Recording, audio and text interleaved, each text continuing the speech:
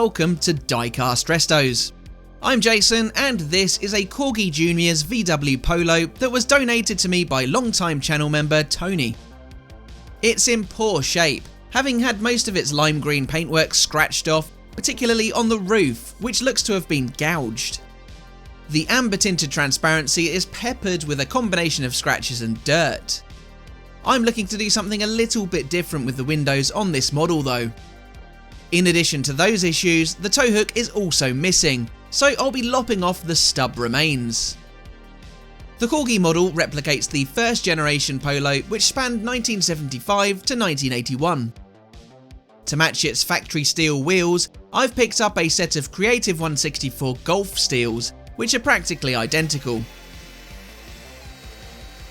Corgi introduced the Junior's Polo in 1977, 2 years after the arrival of the real car, and 1 year after a 1:38 scale version had entered Corgi's main range. For the first 4 years, it appeared much like Tony's, featuring amber tinted windows, metallic lime, metallic pale green, or flat pale green bodies, with a combination of red, orange or yellow plastic interiors. A tan-bodied car with a red interior was also produced at 92A. A yellow version appeared in 1983 for a Swiss PTT issue. This had clear windows and was numbered 215A. That same year saw the model given number 137A, painted cream or white with a red or yellow interior, clear windows, and red and orange or blue and green trim with a number 6. The former trim, attached to white-bodied cars, could be found in Corgi's little and large packs, twinning their larger scale Polo with the Junior's one in matching colours and trim. After Corgi owner Metoy's bankruptcy, the Polo was reissued as J33, the same as the old 137A model with the blue and green and number 6 graphics, joined by either a yellow or black interior. Other versions were painted yellow with red stripes and blue turbo wording, black with red, silver and blue stripes featuring a number 4, or silver with a now tan interior and no decals. I was pleased with just how well the amber tinted transparency came up, but it wasn't going to stop me trying something new with it. That, the interior and the base were absolutely filthy and turned the water nasty. Ugh, brother, ugh. What's that? So the tow hook takes a lot of the rear bumper away from the model. The trouble with removing it is that the rivet post hole extends beyond the back of the car, so I can't simply get rid of it without opening a large can of worms. So I will aim to trim it back and detail it so that it appears to be part of the rear bumper instead. Interesting fact about the original Polo, it wasn't designed by Volkswagen at all. It was in fact rebadged. In the 1960s, hatchbacks were a new innovation. Looking to capitalise on this, in 1968 NSU began making plans for a front-engine, front-wheel drive replacement for their rear-engined Prince and 1200 saloons. In 1969, however, NSU were taken over by Volkswagen. They merged NSU with Auto Union, the owners of the Audi brand, which Volkswagen had acquired 5 years earlier. Development continued on the car, dubbed Project K50, and was completed quickly, in just 21 months. It was styled by Bertoni's chief designer Marcello Gandini, with the final design penned by Audi's Klaus Luther. The group marketed the new car as an Audi instead of NSU, due to the NSU brand being viewed as too extravagant following the daring rotary-powered R080. I told the story of that car in my Husky restoration video, which you can watch here. The car, now named the 50, extended Audi's line of technologically up-to-date vehicles, contrasting Volkswagen's mostly rear-engined, rear-wheel drive layout offerings. The 50 was simple. It offered a single 3-door hatchback body style and a single transversely mounted 1.1 litre water-cooled petrol engine that had slightly increased power output in higher trim levels. These also equipped the car with metallic paint, a more plush interior and extra chrome work. But just 6 weeks after its introduction came Volkswagen's rebadging of the 50 as the Polo. It was sold at a lower price point than the Audi equivalent, and was marketed as more of an economy car. Volkswagen increased the choice of engines and other options, but the entry level was more basic. Despite being near identical, the 50 was built at the former NSU factory in Neckarsulm, and the Polo was built in Wolfsburg. While Volkswagen had introduced the more frugal 895cc petrol engine, the Audi earned aerodynamic improvements in 1976, plus more equipment became standard. There was a short-lived 771cc Volkswagen power plant offered for the Swedish market due to strict emissions regulations there at the time, though this was discontinued the following year. Also in 1977 saw the bigger 1.3 litre engine becoming an option for both Audi and VW. This was offered in the rare Polo GT model and coincided with the introduction of the two-door Derby saloon, which was effectively a booted version of the Polo.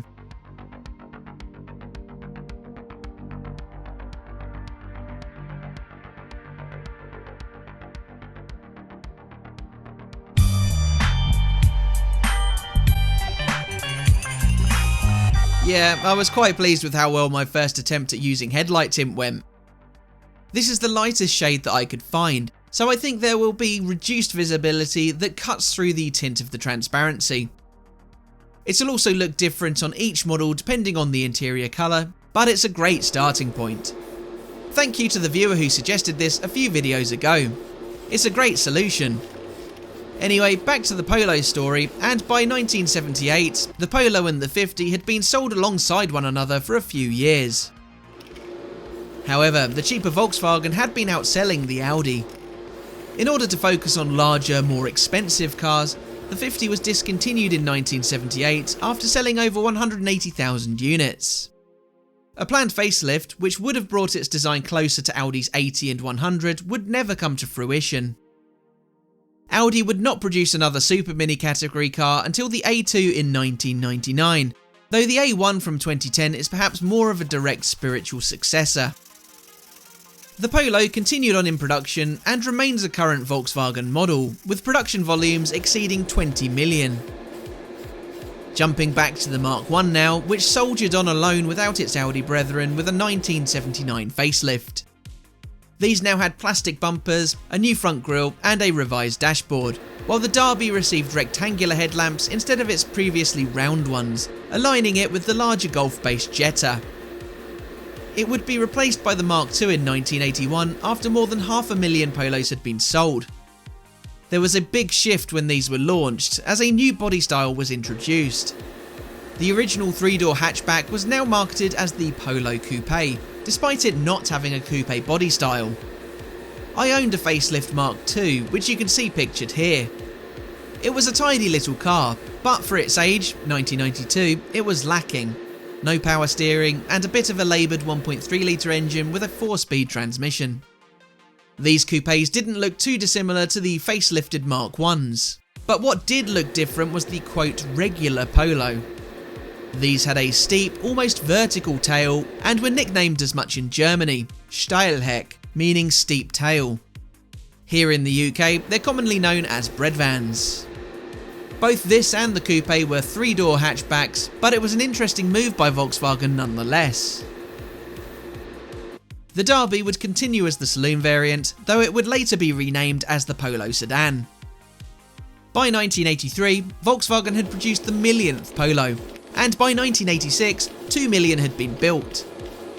The coupe would be utilised as a testbed by Volkswagen for supercharging, when the 1.3 litre engine was fitted with a G-Lader supercharger in 1987, boosting power from 55 to 113 horsepower.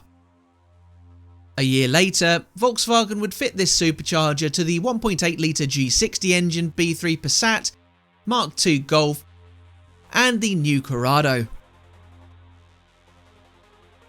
The Mark II had a facelift in 1990, distinguished by its rectangular headlights and bigger bumpers. In 1994, it was replaced by the third generation 6N, a completely new model on a new chassis. It was now offered as a 3 or 5-door hatchback, making Volkswagen the last major European manufacturer to offer 5 doors in the Super Mini class. Sharing the platform was Seat's Ibiza, while Volkswagen utilised Seat's Cordoba as the basis of the new Polo saloon and estate. Additionally, the Type 9K Volkswagen Caddy also shared the same platform and front-end styling. Volkswagen's Lupo would later be based on a shortened 6-end platform.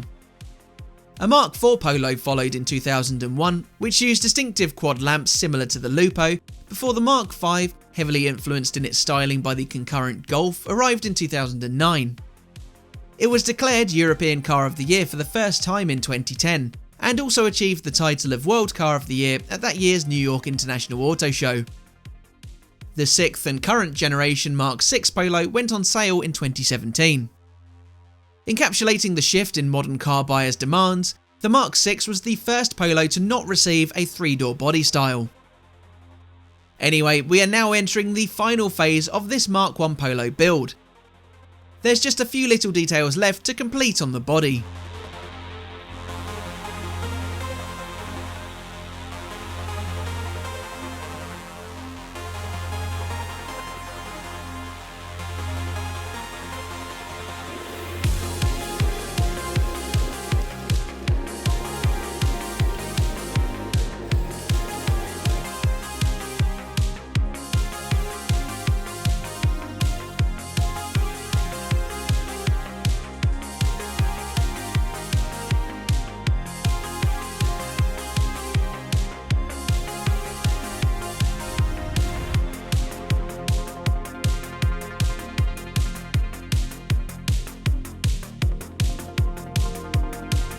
With all of the colour now applied to the exterior, the headlights and taillights both have some shading applied to them in order to both darken and fill any cast gaps, giving them a deeper appearance.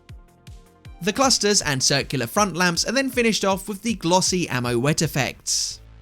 The rear clusters in particular look great.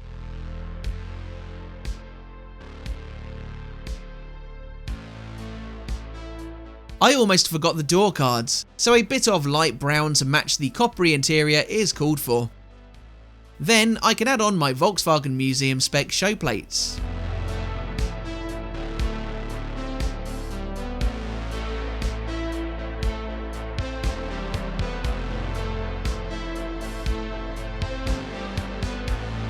Here then were all of the pieces that make up the Corgi Jr.'s VW Polo. Slotted in first is the transparency, to which I added tints to the exposed sections. Then it's the copper interior with the matte black dash. Turns out that the doors need opening so that can fit in properly. And lastly comes the base. It push fits over the rivet posts as they were much too small to tap. This was how Tony's donated Volkswagen Polo by Corgi Jr.'s looked at the top of the video. Little was left of its lime green metallic paintwork. The plastic pieces were all really dirty and the amber interior appeared to be scratched. The model's tow hook had also snapped off. But I saw a lot of potential in this little hatchback, and I couldn't see it in any other colour than a fresh metallic green. I want to first talk about the window tints, or more accurately, the headlight wrap covering the amber tinted windows. This is the lightest tint that I could find, and it has darkened them quite significantly. But I have given it a fairly dark copper brown interior, which makes them look darker than they really are. I think it has been really effective, but I want to know your thoughts on the wrap. Do you prefer this or the original amber shade? Drop me a comment and tell me what you think. Elsewhere, I've coated it in Kaleido Colorworks metallic verde green, which looks close to the factory shade. I've also gifted it some authentic Volkswagen steel wheels and scratched off the trim lines and the grille surround. Finally, the tow hook has been replaced by a bumper extension and a new show plate. And that about wraps up this build. Please consider subscribing if you haven't already done so, but all that leaves me to say is thanks for watching and bye for now.